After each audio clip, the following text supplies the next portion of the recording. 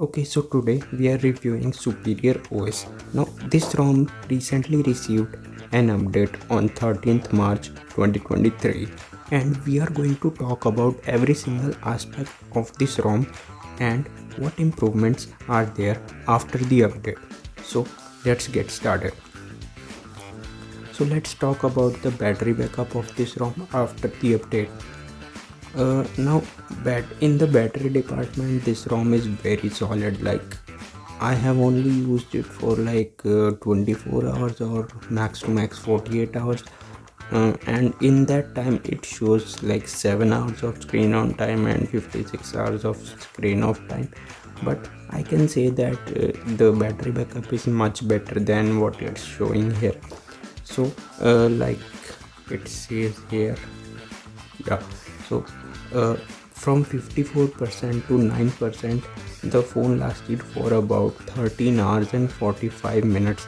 So you can easily judge by that this ROM has brought major battery improvements. But same cannot be said about the charging speed.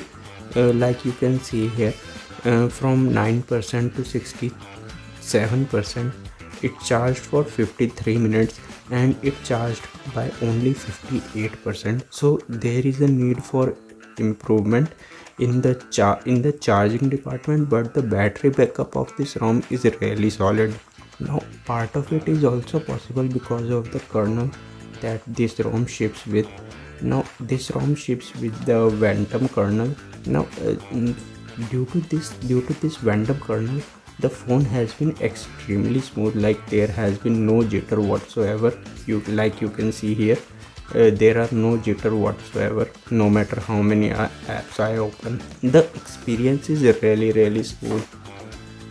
Now, talking about the benchmarks, it is similar to that of Spark OS, but the multi-core score is a little bit better than the Spark. So there's that.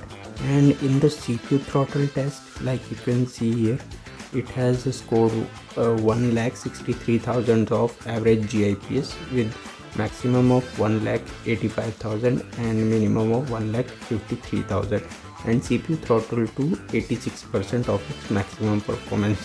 So now this CPU throttle test was a 50 thread and 15-minute test. So like you can see the performance here, the performance was really stable. So there's that. Now I also tested the battery drain overnight.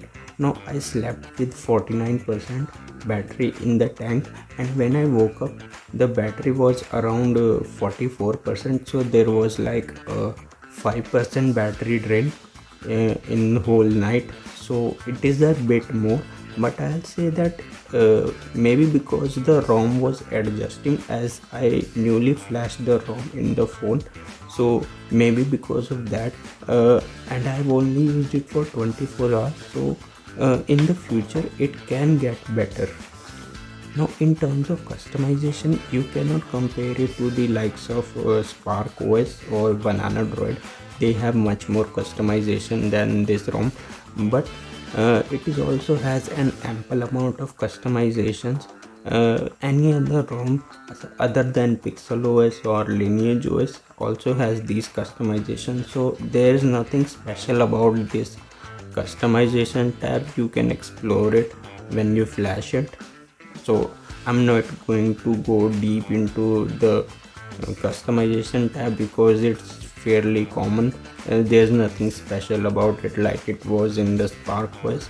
Now this ROM also comes with the Dolby Atmos, and the sound experience is really great due to the Dolby Atmos, and it is far better than the MIUI Dolby Atmos, which had a bit of richness but lacked the loudness. You can adjust it to your liking. Like, I have set it up to give a live audio. You can set it up to give a bassy audio or more treble. You can adjust it to your liking, but the sound quality in this ROM due to Dolby Atmos is amazing. Now, talking about the camera, this ROM ships with this Leica camera, and everything works just fine. Ultra wide, macro lens, everything is working perfectly fine. Like this is the photo I clicked in the daytime with bright sunlight. So I will show you now. Like this 108 megapixel mode works perfectly fine even in the bright sunlight. So there's that. Now while talking about the camera app and the photography, we can also mention that this ROM comes with the Google Pixel storage. That means that you have unlimited Google Pixel like storage on Google Photos, so you don't have to worry about storage. And in terms of safety net, this device is certified, so banking apps work really well. You don't have to worry about them. The overall stability of this ROM has been nothing short of amazing, but there are one or two small bugs in this ROM. Like this evening when I was pressing the power button, the display wasn't turning on, but it only happened once, so I assume that this won't happen again. And if it only happens once, then I guess it is possible. Now generally this type of issue is kernel related, so if it does happen again, you can just flash a new kernel and this problem usually goes away. So there's that. Other than that, this ROM has been exceptionally stable for me. Like I didn't encounter a single random reboot or any jitter or stutter, and everything is working just fine. Even the gaming works really great. Like let me give you a gameplay, a little bit of gameplay, so you can judge the quality. And there are no graphical issues or anything like that. You can see for yourself.